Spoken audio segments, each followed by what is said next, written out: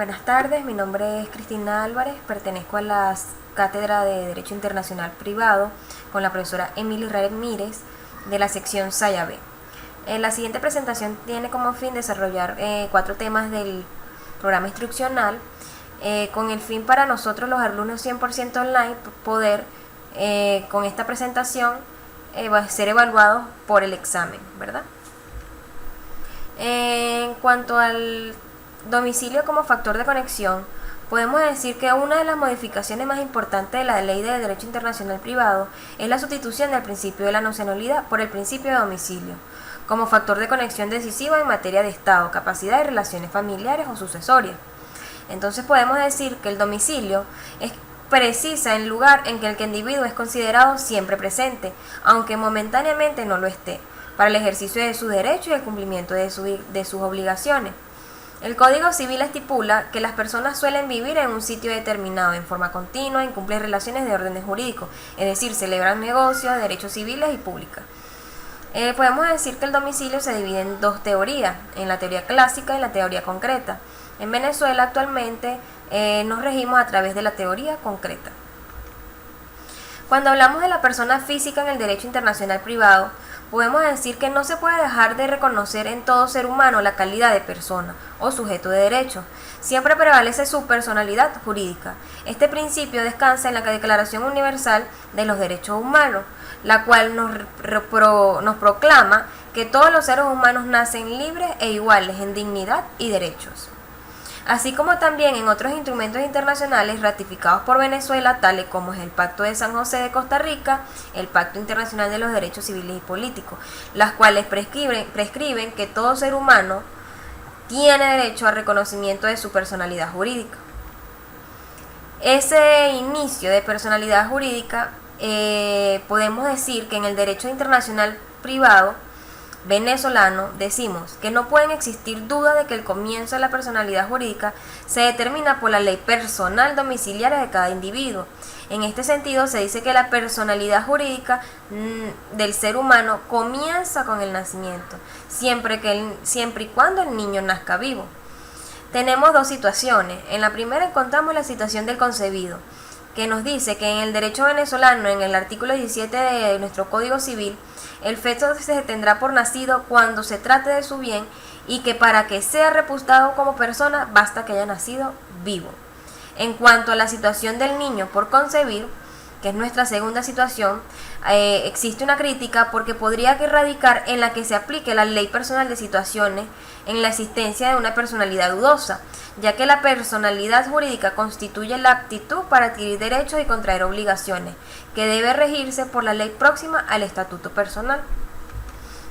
Cuando hablamos de la extinción de la personalidad del ser humano, se entiende como el momento de la muerte, es decir, en el derecho internacional privado, su extinción se determina conforme a la ley. Conforme a la ley personal del domicilio, o sea, el tiempo de la muerte, incluyéndose la determinación del momento preciso del fallecimiento. Podemos decir que existen 2 tipos, ¿verdad? Una que es la muerte propiamente dicha. Se puede decir que estamos hablando, o se entiende en su sentido biológico, de la cesación de sus funciones vitales, y que en el medio legal podría ser la acta de defunción.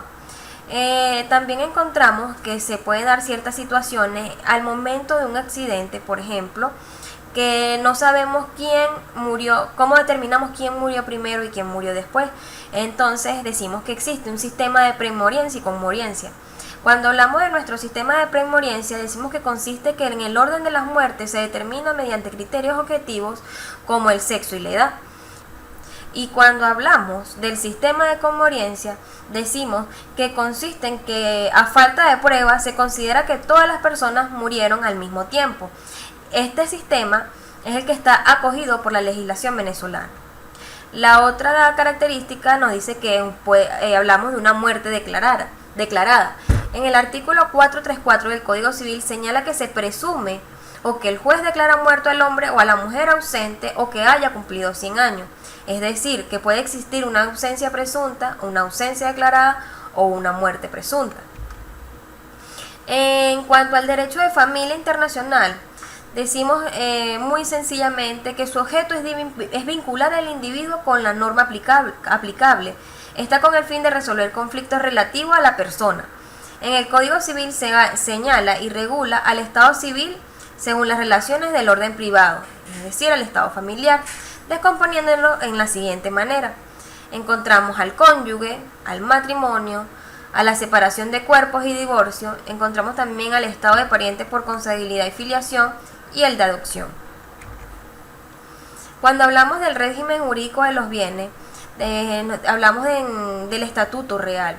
Y podemos decir que en el derecho internacional privado el régimen de los bienes depende de la diferente consideración de los mismos, según sean tratados como singulares o como integrantes de una universalidad sin referencia de especie determinada, y que las reglas se aplican a los bienes individualmente considerados constituidos en ese estatuto real, cuyo fundamento histórico se encuentra en la necesidad de someter a una ley local por razones políticas, económicas, y que los bienes tienen su asiento en un determinado territorio. Asimismo, el moderno derecho internacional privado admite como materias del régimen de los bienes aquellos que tienen por objeto el comercio internacional de declaraciones patrimoniales, como los sistemas de apropiación, movilización de créditos, los títulos de exportador y los derechos intelectuales e industriales. Cuando hablamos de la aplicación de la Lex Rei Citae, decimos que el autor Savigny es el autor con quien mayor precisión logró sistematizar el principio de esta misma, quien lo utiliza para proponer un mismo régimen legal tanto para los bienes muebles como para los inmuebles, y está fundamentándose bajo la regla que se encuentra en una sumisión voluntaria de los particulares y a la ley, una situación que constituye la sede jurídica de los bienes. También podemos decir que se establece la distinción entre bienes muebles e inmuebles y se fija de acuerdo a la ley territorial, a la cual se sujetan a la par las demás calificaciones y clasificaciones jurídicas de los mismos. Nuestro Código Civil, en el artículo 10, al decidir que los bienes muebles e inmuebles situados en Venezuela, aunque sean poseídos por personas extranjeras, se regirán por leyes venezolanas, o viceversa, es decir, que se reconoce implícitamente que los bienes poseídos en el país extranjero por personas venezolanas deben regirse también por la ley extranjera.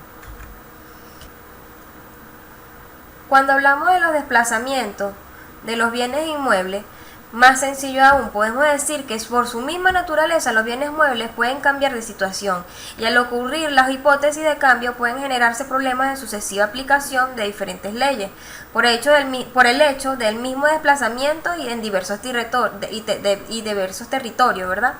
Ya que es muy fácil en cuestiones de derecho que se suscitan por el desplazamiento internacional, ya que los bienes pueden estar en tránsito, como son equipaje de viajeros, mercancía transportada, y que los medios también de transporte están sujetos a que cualquier tipo de persona lo pueda utilizar, como vehículos automotores, buques, aeronaves, material rodante o ferrocarriles, entre otros. Entonces podemos decir que escapan de la regulación de la Lex Rei Citae y se colocan bajo diversos sistemas de regulación que varían según la doctrina y las legislaciones.